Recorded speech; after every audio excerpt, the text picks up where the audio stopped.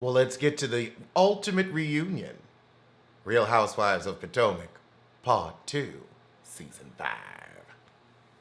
Andy says, so what about this dialogue of unfaithfulness and other women?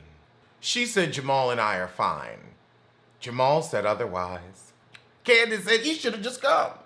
Candace, really? So if this happens to be true, the thirst book, if this happens to be true, why are you... I thought this was the one heifer on your team against Monique, and you gonna throw her under the bus. Wendy says you seem calm, but I don't think that's how you feel inside. When you speak to him tonight, how's that gonna go? Fine. Absolutely fine. Girl, oh, she is giving nothing. Because the relationship is nothing. Oh my goodness. Giselle's like, you have a binder. You have a binder. You had a t-shirt. Remember when you had a t-shirt that said free Uncle Ben? Remember that you had a t-shirt printed. So I'm confused why you're so upset you're met with the same level of petty. What is the difference between a binder and having a t-shirt printed? You had some other props for that little stunt too, didn't you? Putting a binder together to talk shit about people, putting a t-shirt together to talk stuff about people, that's what you do. So this is a return serve. Why are you shocked? Busta Douglas. That's the best you can do, Busta Douglas? Oh God, an Ashley segment. Best fiends. At this point, I just can't be interested in Michael cheating. Like, y'all stuff is open and we don't care.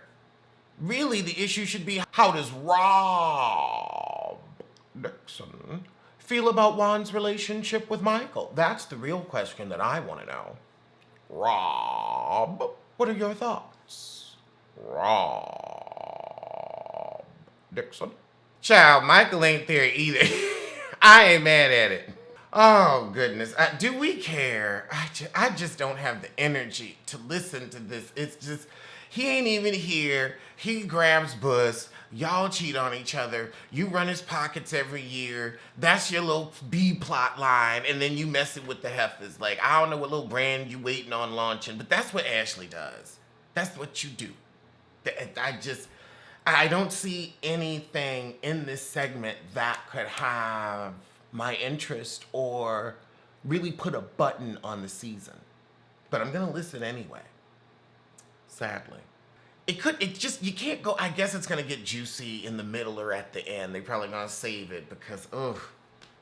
Ashley and this open marriage, we know it's open, you know it's open, I know it's open, we don't care, it's open, production lets it be open, they be open in it. Ashley said, I've had my own indiscretions. We know you and that chef. We all saw it. That's why you had Oz. You got your man a restaurant. No, that's finesse. That's finesse. Robin, I know you ain't looking around surprised. You've described the same thing on, what was that radio show I reviewed when I reviewed your sad little interview? You said you had another man. We know Juan's had other women with femininity. And Michael. Ashley gonna say my husband is only attracted to women. Me too, girl. Me too. Call me Tyler. Ashley went on and said, look, if we're together and we're both attracted to somebody, we still, dibbling and dabbling. I wonder how Juan feels about that. She said I didn't sleep with Katie Roast. Okay, girl, I don't believe you. Y'all have run through that production. And now Lady Eloise says she's coming from a good place, and I'm just so tired of all the rumors around Gabrice and Gabrice's relationship. Zill gonna say we don't have a relationship. That's what it is. You root for her family. Absolutely, Andy. I just want it to be real family. All right, so now we're back to Ashley with Michael's bussigram. I mean, we already know nothing has legally come of it. Andy, find a new dead horse to beat. Now, she said the producer calls her husband Zaddy. Andy says the producer said, oh, no, I wasn't interested. I think some of them camera people be sleeping with them thinking they gonna get a little Christmas boner bonus. And then they don't want to fess up because they probably have real lives back at the office and maybe real wives back at the Heezy. Oh, goodness. So now Ashley said, oh, I didn't make him sign the post-nup. You gonna be fine. That's what you went on and had a second baby. That was your post-nup. Oh, Jesus, not Karen and her coot. I don't care. I really, really don't. Oh, God, not the coot, not the coot, not the coot. There always has to be a little bit of agony at every reunion. And at 9 minutes and 57 seconds in, watching her in this ridiculous pink suit, we are at the agony portion of the reunion. The Karen montage. Rob Dixon's going to say, "Oh, I like her house. It's cozy." "So is your apartment, dear. Much better than the last one." "So is your apartment, dear." Oh, Rob Dixon wants to know, "Karen, why were you so dismissive of me when I asked you the next day about drinking all the Fireball?" "Because you were trying to embarrass her and have a moment. That's why, Rob. You really didn't bring anything this season. You were just a little pest. Just pesky pest." Oh, Monique. So Andy starts talking about, you save Ray, and do you like Ray's dick? And Karen's like, "Oh, that's disgusting." Girl, please, you humping on pillars. You done already talked about it. You got drunk and told your business. But then Andy gonna say, "So how does the money you bring in affect your relationship?" And Monique said, "Oh, girl, that little check, it ain't nothing compared to what Chris bring in." "Throw it in their faces, honey. Throw it in their face, in their face, honey. Put it in their face." Ooh, it made Giselle look so uncomfortable. Her poverty. She's like, Andy said, "Oh, well, he's still not bringing in that kind of money." Oh, no, his investment portfolio, darling. He's done very well for the family. I am the wealthiest woman on this stage. Ashley, would you like to talk about your money? Oh, God. And then from riches to rags, Rob Dixon gets called upon.